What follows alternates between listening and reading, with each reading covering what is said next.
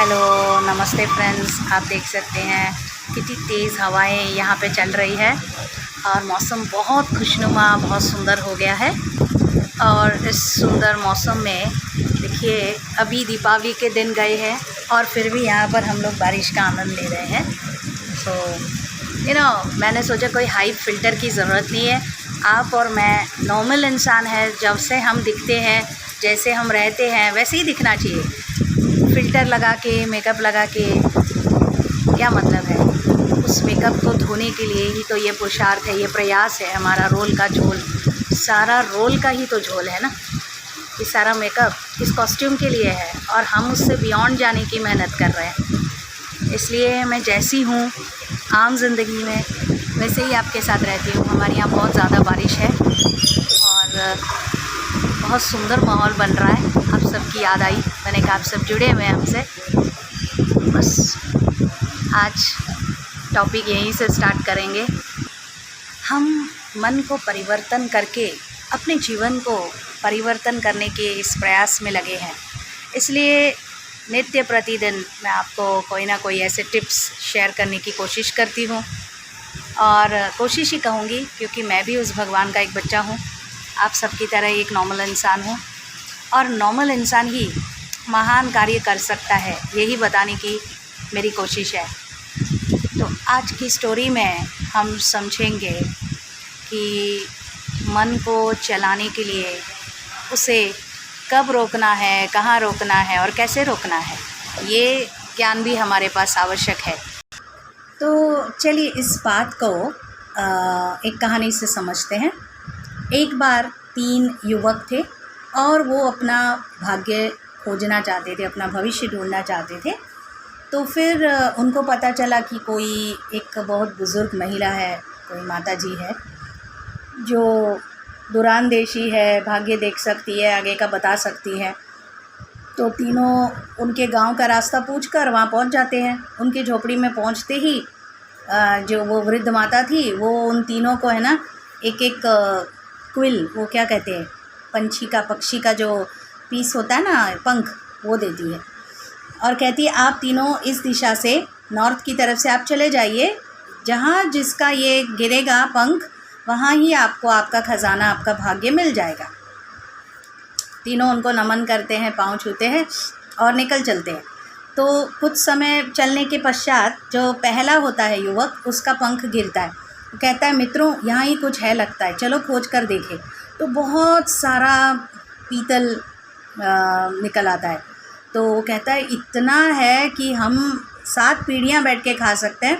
चलिए मित्रों, ये सब बांट लेते हैं आपस में और चले जाते हैं। तो बाकी के जो मैंने गलती से 3 युवक कहा था, 4 युवक होते हैं। तो बाकी के 3 कहते हैं नहीं नहीं, ये तो तुम्हारी किस्मत है, हमारी किस्मत हमें आगे ले जाएगी। तो आगे जाते हैं। फिर सेकंड नंबर का युवक है, उसका वो पंख गिर जाता है, तो वहाँ पर बहुत सारा चांदी निकल आता है। फिर वो अगले 2 युवक को कहता है कि चलो ये बांट लेते हैं और पहले जो मित्र छूट गया उसको भी देंगे। तो वो दोनों कहते हैं नहीं नहीं, ये चांदी तुम्हारे भाग्य की है, हम आगे जाएंगे। फिर और आगे जाने के बाद रास्ता थोड़ा पथरीला, थोड़ा गहरा और चट्टानें आती हैं, मुश्किलातें बढ़ती है, तूफ़ानी हवाएं। तो उनका जैसे जैसे लेवल अपग्रेड हो रहा है तो प्रॉब्लम्स भी बड़ी हो जाती है। तो वो सब सामना करते हैं बहादुरी से। और फिर तीसरे युवक का पंख गिरता है तो वहाँ से बहुत सारा सोना और बहुत सारे ऐसे कीमती सब चीज़ें निकल आती है। तो कहता है दोस्त, ये बहुत हो गया हम सब के लिए, इसमें हमारी पीढ़ियाँ क्या, पूरा गाँव भी बस जाएगा, चलिए सबके लिए लेके जाते हैं। तो चौथा कहता है कि नहीं मित्र, ये सब तो तुम्हारे लिए है, मेरे लिए ज़रूर इससे भी कीमती, बेशकीमती हीरे माणिक, क्या पता क्या क्या हो। तो वो आगे चला जाता है। अब जैसे ही वो आगे जाता है, what do you think happens, कि बर्फ़ीली हवाएं चल रही है, कभी इतनी गर्मी हवा चल रही है, कभी इतनी ठंड कि कभी ठिठुर रहा है, कभी गर्मी से बेहाल हो रहा है और भूखा प्यासा बस चला जा रहा है। कभी पतझड़ का मौसम, कभी कोई उड़ते हुए सांप, कभी कुछ कीड़े मकोड़े, कभी सागर से पार हो रहा है, वहाँ पे जहरीले जीव होते हैं और सब बहुत ही भयानक रास्ता हो जाता है। और फाइनली दूर कहीं पर एक व्यक्ति उसे नज़र आता है। तब उसके मन में थोड़ी आश आती है कि हाश अब कुछ मिलेगा मुझे, मैं कहीं तो पहुँचा। और वो जो व्यक्ति था उसके ना यहाँ पे सर पे एक चक्र घूम रहा था जिसमें हर तरफ से कीलें लगी हुई थी, नेल्स होते हैं ना, कीलें लगी हुई थी उसके सर के ऊपर। वो जो जोर से वो पहिया जो था लोहे का था वो घूम रहा था, सारा सर उसका लहूलुहान होके ही वॉज ब्लीडिंग, पूरा खून से लथपथ था, चीख रहा था। लेकिन जैसे ही उसने इस चौथे युवक को देखा वो हंसने लगा, बहुत ज़ोर से हंसने लगा। तो युवक को लगा कि क्या माजरा है, ये क्यों इतना हंस रहा है। तो कहता है क्या तुम्हें कष्ट नहीं हो रहा है, लहूलुहान हो गए हो, इतना दर्द में हो, पीड़ा में हो और ऊपर से हंस रहे हो। इतने में वो पहिया उड़ता है और सीधा इस युवक के सर पे आ जाता है और ज़ोर से घूमने लगता है और उसकी चीखें निकलना शुरू हो जाती है, वो सारा रक्त से लहूलुहान हो जाता है। और फिर वो दूसरा जो था ना वो कहता है बस इसीलिए मैं हंस रहा था। तो वो कहता है मैं कुछ समझा नहीं, ये मुझे इतनी पीड़ा क्यों हो रही है, मैं तो अपनी भाग्य की तलाश में आया था। तो वो नया वाला जो पुराना युवक था माना जिसको अभी दर्द से छुटकारा मिला, वो कहता है भाई मैं भी ऐसे ही खोज में आया था, लेकिन कहाँ रुकना चाहिए ये मुझे नहीं पता था, तो मेरी लालच मुझे यहाँ ले आई। तो वो कहता है मैं इससे कब छूटूंगा। तो वो जाते जाते कहता है सहानुभूति से कि जब तुम्हारे से भी बड़ा कोई लालची यहाँ आएगा तब तुम छूट जाओगे। तो कहने का भाव ये है कि हम मन को कहाँ रोके, कब रोके, ये हम आत्माएं जानते हैं। हम ऊर्जा है, चैतन्य है, हम एक ऊंची सत्ता है, हम ये शरीर रूपी रोल नहीं है। इस रोल के अंदर जो किरदार निभाने वाला बैठा है हम वो है, हम वो स्रोत है, हम वो सोर्स है, तो हम वो पवित्र ऊर्जा है। इसलिए इस रोल का कितनी आवश्यकता है, जैसे रोटी, अन्न, पानी या मकान रहने के लिए, वो एक मेहमान समझकर यूज़ करें कि प्रभु प्यारे ने हमें इस दुनिया में भेजा, इस धरती पर, तो उसने हमारे रोटी पानी का जुगाड़ किया है, वो हमारे लिए हमारी आवश्यकताएं भी दे देगा। इसलिए अगर कुछ अच्छा मिलता है तो बहुत अच्छी बात है, लेकिन अहंकार से नहीं भरना है, और कुछ नहीं मिलता है तो मायूस भी नहीं होना है, क्योंकि अपना है ही क्या, ये संसार तो है ही मुसाफिर खाना, खाली हाथ आना और खाली हाथ जाना। तो अगर वो तीनों युवक अपने अपने समय पर रुक गए होते और दो सबकी भावना भी अच्छी थी, लेकिन चौथे को लगा जब इतना मिला है तो आगे और क्या ही होगा।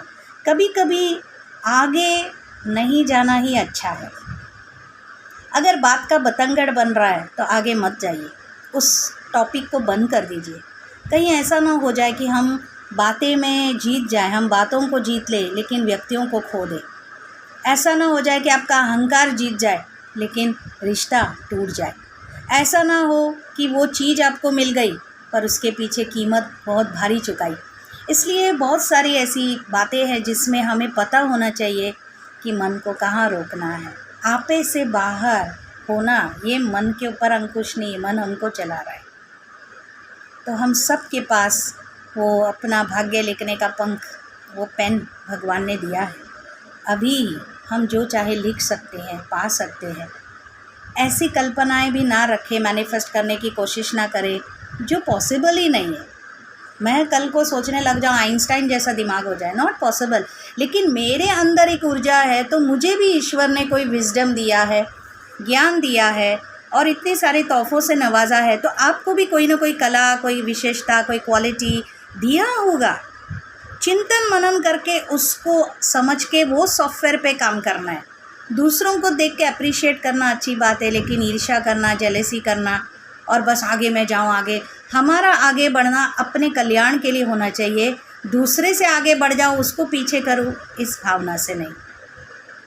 तो इस प्रकार से हमारा पंख जहाँ गिरता है वहाँ ही हमें अपनी बगिया रचनी है। जो कला भगवान ने दी है उसे पहचानो मेडिटेशन से और फिर उसे निखारो।